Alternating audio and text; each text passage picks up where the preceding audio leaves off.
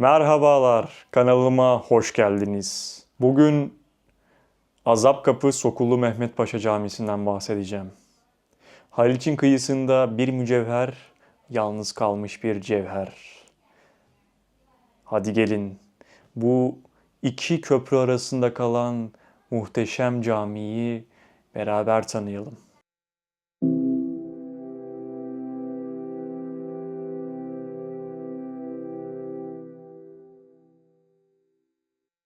Azapkapı, Sokullu Mehmet Paşa Camii İstanbul'un tarihi silüetinde Atatürk Köprüsü'nün Galata ayağının hemen dibinde Haliç'in sularına tepeden bakan zarif bir yapı yükselir. Azapkapı, Sokullu Mehmet Paşa Camii. 1578 yılında Mimar Sinan tarafından inşa edilen bu eser hem bir yalı cami zarafetine hem de devasa bir mühendislik dehasına sahiptir. Selimiye Camii stilinde yapılmış olan caminin altı mahzendir. Denize yakın camiler içinde sağlam temellidir.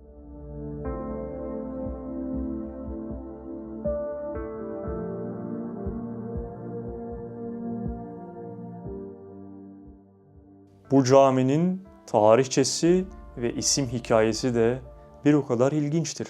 Osmanlı İmparatorluğu'nda Sırp asıllı olarak Bosna'dan devşirilerek saraya alınan Sokullu Mehmet Paşa, zekası ve çalışkanlığı sayesinde sarayda hızla yükselerek kaptanı deryalık ve vezirlik görevlerinin ardından sadrazam olmuştur. Kanuni Sultan Süleyman döneminde başladığı sadrazamlık görevinin 2. Selim ve 3. Murat dönemlerinde de sürdürmüştür.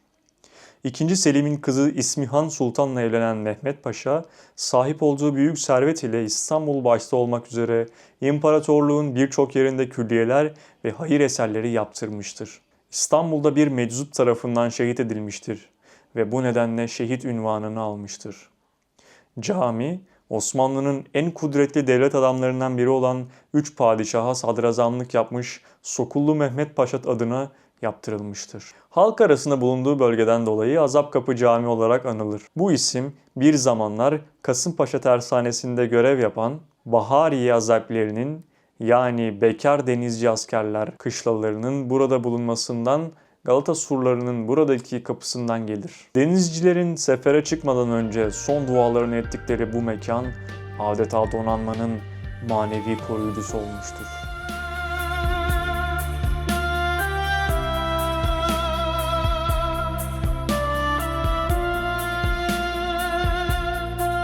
Mimar Sinan'ın mühendislik, matematik ve coğrafi dehasını konuşturduğu bu cami, gelin minaresini nereye yaptırmış bir bakalım. Mimar Sinan'ın zorlu zemin koşullarına karşı ürettiği çözümlerle dikkat çeker. Haliç kıyısındaki dolgu alan üzerine inşa edildiği için Sinan, yapıyı sağlamlaştırmak adına zemine kazıklar çakmış ve camiyi fevkani, yüksek bir yapıda tonozlu mahzenler üzerine kurmuştur. Bu alt kat günümüze dahi sağlamlığını korumakta, mahzenleri depo ve kafe olarak hizmet vermektedir.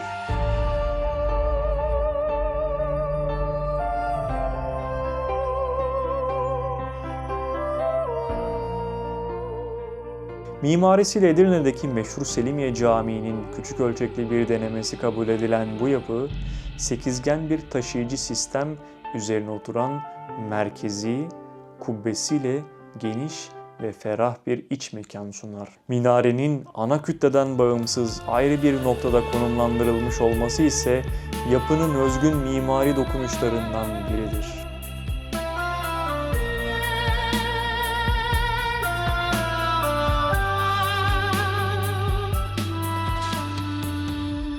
Ne yazık ki bir süredir harap halde olan bu caminin gelin bir de iç mekan dokusuna, mimarisine bakalım.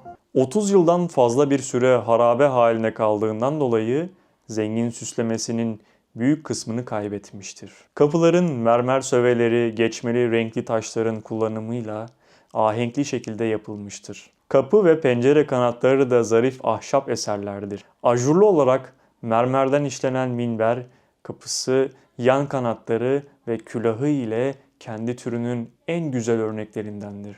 Çevre mekanlarının içindeki mahfiller ile mermer mihrap da aynı özenli işçiliğe sahiptir. Önceleri cami içinde Çinilerin bulunduğu bilinmektedir. Bunların çoğu çalındığından 1941 tamirinde yeni Kütahya çinileri konulmuş, kalemişi nakışlar da tamamen yenilenmiştir. Kubbe yazısı son devir hattatlarından Halim Efendi'ye aittir.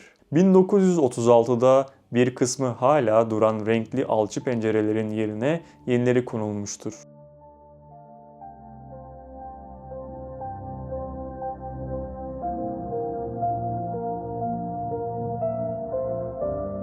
Şimdi de günümüzdeki durumuna bakalım. Bugün Haliç Metro Köprüsü'nün gölgesinde kalan cami, hem Tersane İstanbul'un tarihi atmosferine tanıklık etmeye, hem de Beyoğlu'nun en sakin ve etkileyici ibadethanelerinden biri olmaya devam ediyor.